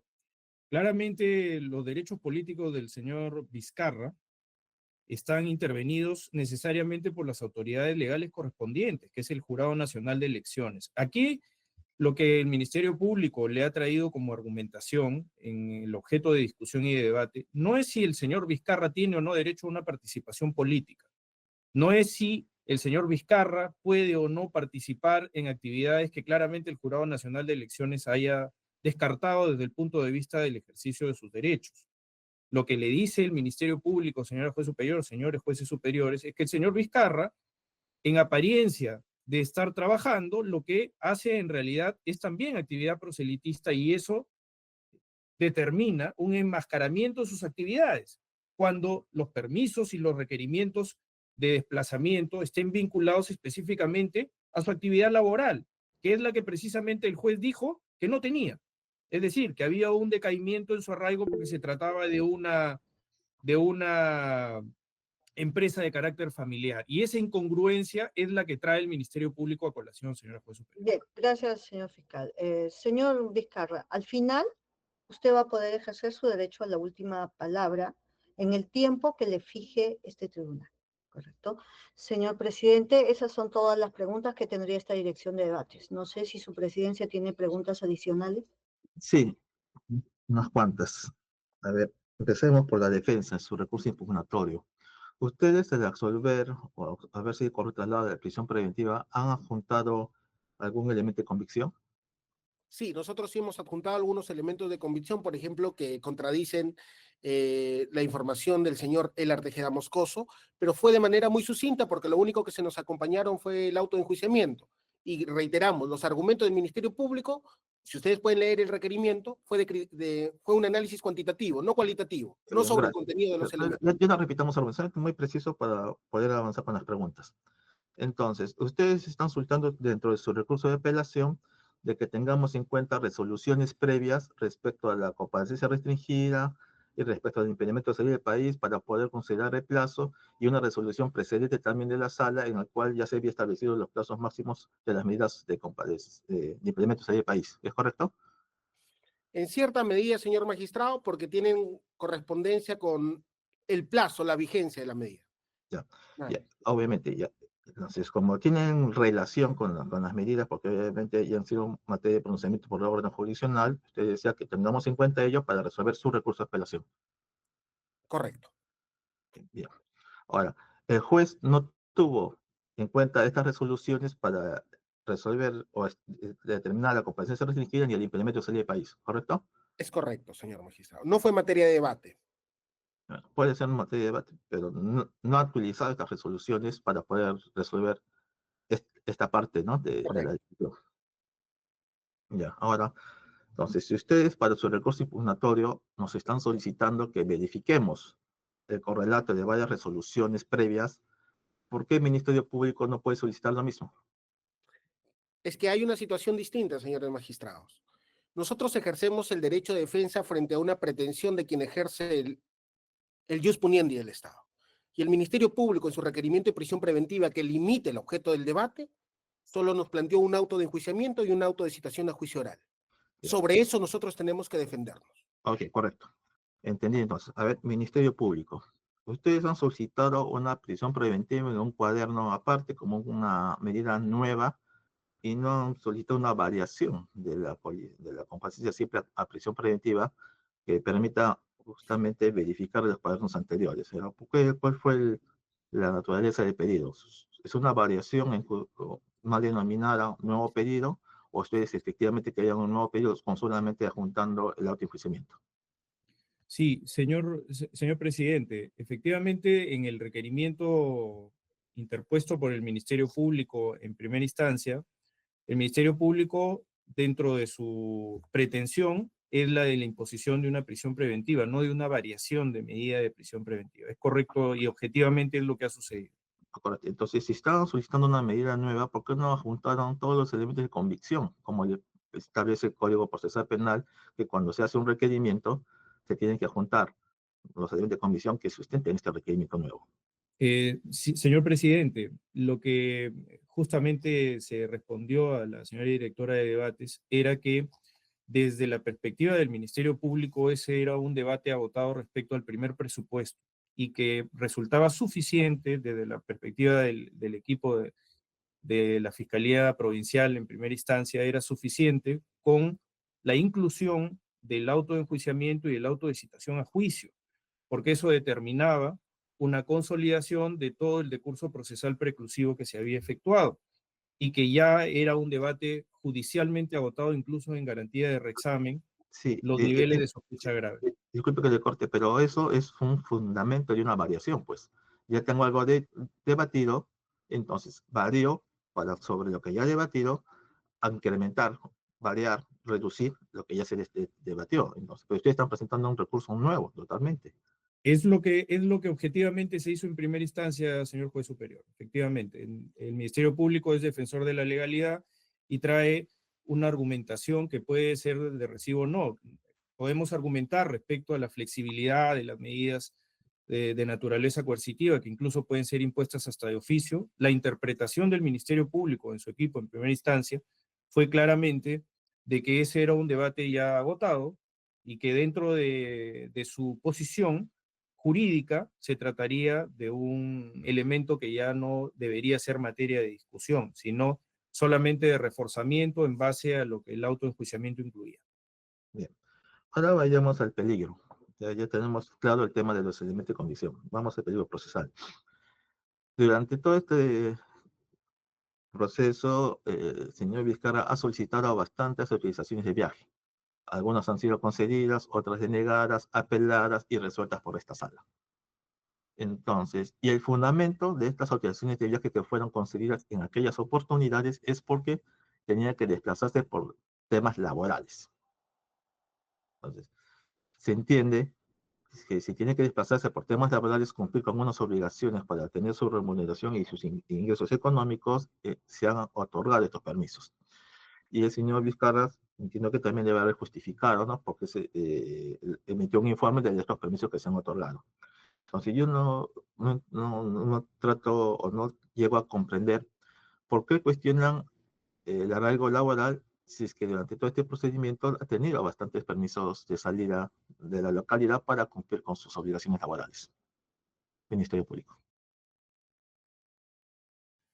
Señor presidente, el cuestionamiento es a partir del incremento del peligrosismo de la perspectiva del Ministerio Público, debido a que en el momento en el que nos encontramos, que es ya la etapa final del desarrollo del juicio oral, desde la perspectiva del Ministerio Público, reitero, se trata de un decaimiento a partir de que el señor Vizcarra enmascara desde lo que el Ministerio Público ha argumentado, actividades de carácter laboral con otro tipo de actividades que incluso lo pueden vincular hacia la aptitud o posibilidad de eludir la acción de la justicia en lugares en los que, por distintas razones, eventualmente se puede desplazar.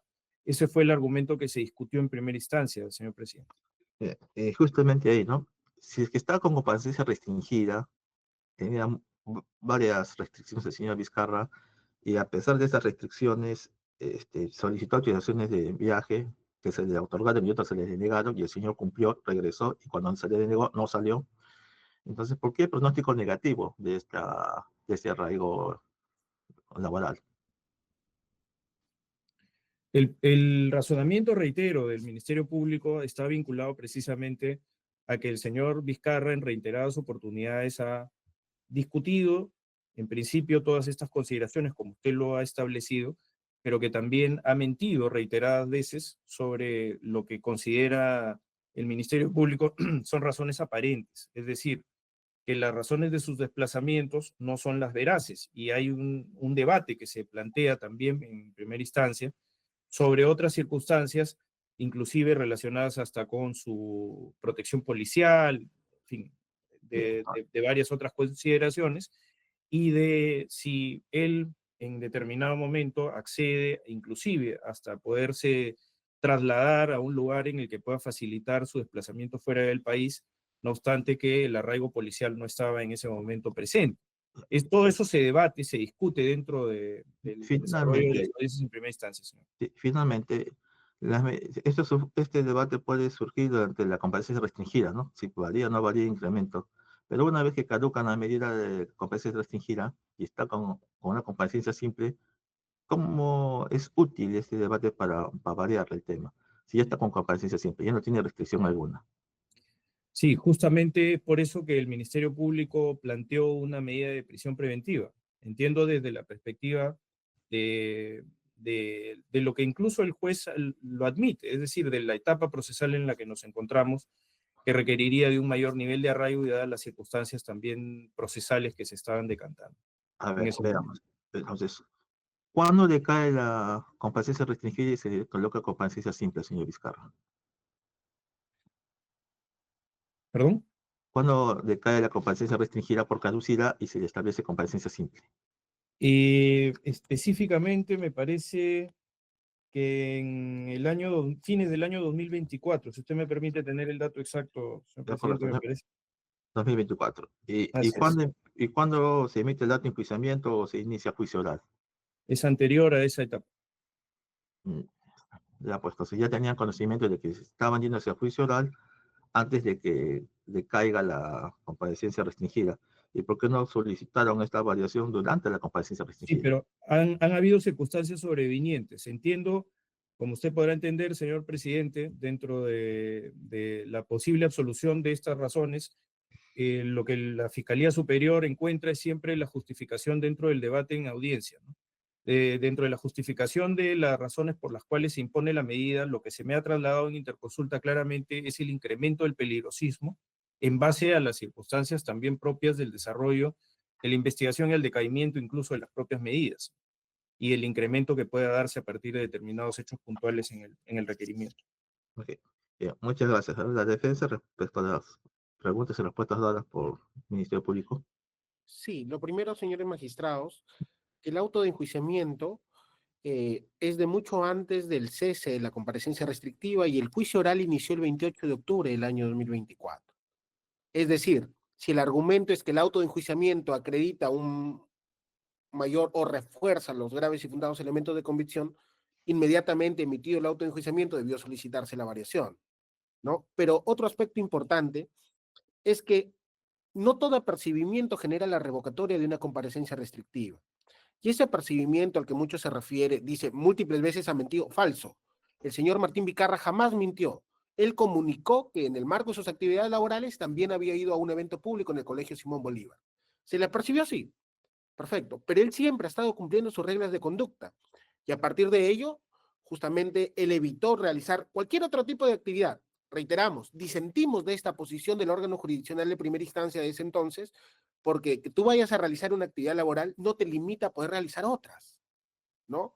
Lo importante, y ya lo ha señalado la Corte Suprema, es que se cumpla la finalidad de la medida de coerción, que es asegurar la presencia del imputado al proceso penal. Y eso está plenamente acreditado, señores magistrados, ¿no? Eso en cuanto al autoenjuiciamiento y la oportunidad. Y finalmente, lo único que nosotros podemos señalar es que desde que se ha impuesto la medida de comparecencia simple, ha acudido a todas las citaciones judiciales sin lugar a dudas. Ni siquiera ha sido materia de cuestionamiento frente al alegato que nosotros dimos y expresamos en la audiencia de primera instancia. Nada más. Y justamente ahí, sobre peligrosismo procesal, ¿se valoró ese tema de conducta procesal dentro del proceso? El Al primer momento apercibimiento en la comparecencia con restricciones, claro, señor magistrado, la resolución 172. no, en esta resolución que ha sido materia de impugnación. El comportamiento, por supuesto, que ha sido analizado, incluso el juez indicó que la participación también presencial, personal del señor Martín Vizcarra en la audiencia de prisión era una evidencia de su sometimiento a la autoridad judicial. Ok, correcto. Bien, muchas gracias. No tengo más preguntas, señorita directora de debates. Gracias, señor presidente. Doctor Mosqueira, ¿tiene usted preguntas adicionales? Sí, en realidad la mayoría de las dudas ya han sido disipadas con las preguntas de mis colegas, pero sí quiero hacer unas cuantas preguntas al Ministerio Público. Doctor Vela, entiendo yo, creo que ya ha quedado claro durante la audiencia que lo que se apareja al requerimiento es el auto de enjuiciamiento y el auto de situación a juicio oral. En el entendido de que para la tesis del Ministerio Público ya se había discutido ese tema, era un debate cerrado y ya habían graves y fundados elementos de convicción en 2 ocasiones previas. ¿Es correcto? Sí, es correcto, así es, señor juez Bien. superior. En estas 2 ocasiones previas, doctor, ¿el debate en primera instancia se dio ante este mismo juez? Perdone, no le comprendí la En pregunta. estas dos audiencias previas, en las que se determinaron graves y fundados elementos de Ah, sí. convicción, ¿se llevaron a cabo ante este mismo juez? No, ante un órgano, por supuesto, jurisdiccional, pero creo que, no, se trataría de una persona distinta, así es, que era la doctora Álvarez Camacho, me parece que la primera de ellas, que después luego fue nombrada juez superior titular. O sea, fue ante jueces distintos. Es correcto, así es, señor. Ahora, en caso este colegiado acogiera la petición del Ministerio Público, nuevamente el Ministerio Público iría solamente con el auto de enjuiciamiento a la audiencia, si es que se declara nula la decisión del ACU. Bueno, efectivamente, si la pretensión que se ha planteado en el recurso de apelación es nulificante, entiendo yo que pudiera haber algún tipo de reexaminación, pero no me correspondería poder responder ello, señor juez superior, porque se trataría de una decisión autónoma del fiscal provincial, del doctor Juárez Claro. Atoche, en este caso. Entiendo, doctor. Ahora, más allá de la discusión de que si es un pedido autónomo o debió ser una variación, o sea, lo cierto es que las decisiones previas, me lo está confirmando, fueron emitidas por jueces distintos al juez, creo que es Víctor Alcócer el que Sí, resuelve. es correcto, así es, señor.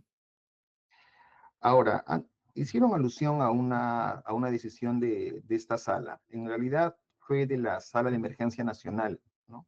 Porque fue emitida en febrero de este año, en la que se amplió por 6 meses el impedimento de salida del país. Y en efecto, como lo ha referido y ha citado la defensa técnica, sin posibilidad de que se pueda extender más. No. Ante esta situación, doctor, entiendo que usted es de la Fiscalía Superior, no del despacho de la Fiscalía Provincial, pero teniendo ese plazo ya de 6 meses, en realidad se confirmó en febrero, eran 5 meses y algo más, creo que vencieron el 4 de julio de este año. ¿Cómo fue llevado el juicio oral? O sea, ahí creo que hay normas expresas del código que dicen que las sesiones deben ser al día siguiente o subsiguiente del juicio oral. O sea, el Ministerio Público, ¿qué hizo respecto a esta situación? Eso quería preguntarle básicamente, doctor Bell. Creo que no lo Mire, estamos viendo. Ahora sí. Sí, disculpe, señor juez superior, sino que tuve un problema relacionado con la energía de la batería. Perdone más bien. Lo último no le pude llegar a escuchar. Si usted tuviera la amabilidad, le pido excepcionalmente me pueda reiterar, porque justo estuvimos conectando la computadora. Claro, Mil disculpas. claro, más bien, claro que sí, doctor. En febrero se amplía por 6 meses el impedimento de salida del país. Lo primero que quería preguntarle es cómo se llevaron las audiencias de juicio oral desde ese entonces hasta la fecha. Sí, O sea, han tenido, no sé si nos puede, cuántas horas, si nos puede precisar. sí, han tenido distintas, según lo que he sido informado por la interconsulta del doctor Juárez Atoche, han tenido distintas velocidades, señor juez superior. Entiendo de que a partir de hace unos 3 o 4 meses solamente hay sesiones una vez por semana. Me parece que dentro de un rango de 3 o 4 horas. El Ministerio Público en el mes de mayo solicitó al colegiado poder incrementar el número de audiencias para poder finalmente terminar con lo que correspondía a la etapa del desarrollo del juicio oral, que era la lectura de piezas. Lamentablemente, en ese momento, el colegiado lo que manifestó es que tenía una abrumadora carga procesal y que por el momento no podía hacer sino una sesión por semana. Eso fue lo que se manifestó pese a que el pedido, incluso tengo entendido que se ha discutido, tal vez eso la defensa lo puede responder con mayor precisión, porque yo como fiscal superior no participo en esas audiencias, solamente tengo la información de la interconsulta del equipo del doctor Juárez Atoche, que sí pidió inclusive hasta por escrito de que se puedan incrementar, como en otros casos viene sucediendo, el caso del expresidente Castillo, el caso del expresidente Toledo, que en determinado momento, cuando están sometidos a juicios orales, merecen algún nivel de priorización y finalmente se pueden incrementar el desarrollo de las audiencias, con lo cual la probabilidad de que el juicio oral del señor Vizcarra concluya sería, por supuesto, en un tiempo mucho más pronto. Claro, doctor, si es que lo hubieran hecho en forma escrita, doctor, le voy a agradecer si lo puede hacer llegar, ese documento que alude usted, que se presentó en mayo de este año. Creo que esas son todas mis preguntas respecto al Ministerio Público. Sí, señor, lo haremos llegar entonces con prontitud, inmediatamente. Correcto. Ahora, a la defensa técnica. Doctor, usted ha hecho alusión a una resolución 537 de 2013, fundamento 118. No tomé bien el dato. ¿Me podría decir de cuál se ¿Sobre trata? qué tema, disculpe, doctor? Usted hizo alusión al inicio de su locución a la resolución Ya, 537 2013, fundamento 118. Eso es lo que anoté yo. a ver, ¿Me un podría momento. dar el dato exacto de esta? Sí. Creo que Fundamento es un tribunal 537, constitucional. sí, 537-2013-PA/TC, fundamento jurídico 18. PEA, proceso de amparo, ¿verdad? Sí, correcto. Bien. Doctor, solo quisiera precisar algo para que no se vaya la hilación respecto a lo que acaba de comentar el fiscal superior. Sí, bien. Doctor. Esa solicitud del fiscal provincial se realizó una semana antes de que solicite su prisión preventiva. No ha sido en mayo, ha sido en junio, señor magistrado.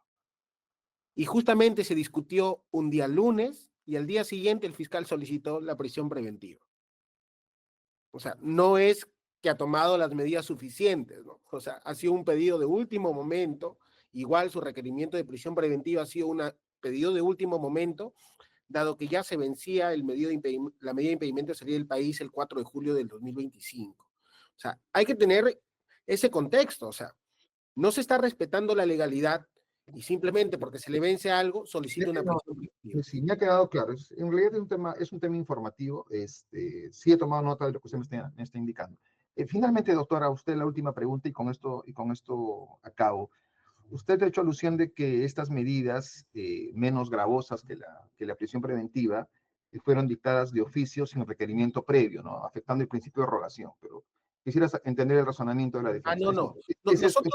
Nosotros creemos que es posible jurídicamente dictar medidas distintas sin petición previa. Eso no hay ningún problema. Lo que sucede acá, señor magistrado, es que no se podía solicitar la prisión preventiva sin requerir previamente su variación. Y en este caso, respecto a la medida de impedimento de salida del país, sí, porque yo creo que sí es posible imponer 2 veces medida de impedimento de salida del país, pero la única posibilidad es que la segunda sea el resultado de la variación de otra medida de coerción. Pero no se podría dictar 2 medidas de impedimento de salida del país simplemente porque vencieron. Y en este caso eso no ha ocurrido. Bien. Doctora Magallanes, no tengo más preguntas. Muchas gracias. Gracias, doctor Mosquera. Bien, se ha agotado el debate entre las partes. Corresponde conceder el uso de la palabra al ciudadano Martín Vizcarra Cornejo. Bien, usted ha escuchado este debate. La sala le confiere 5 minutos para que pueda intervenir. Le pedimos que se refiera a lo que es el tema en materia de revisión por este tribunal y no a temas ajenos. Adelante, señor Vizcarra.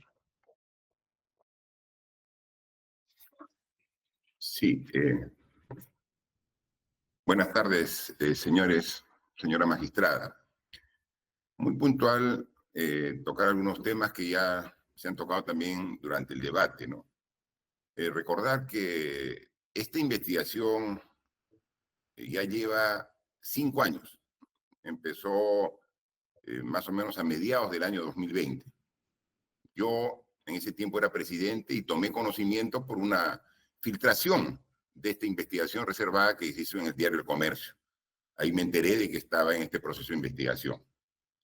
Desde que me enteré, me puse a disposición primero de la Fiscalía y luego del Poder Judicial para colaborar en todo lo que esté a mi alcance.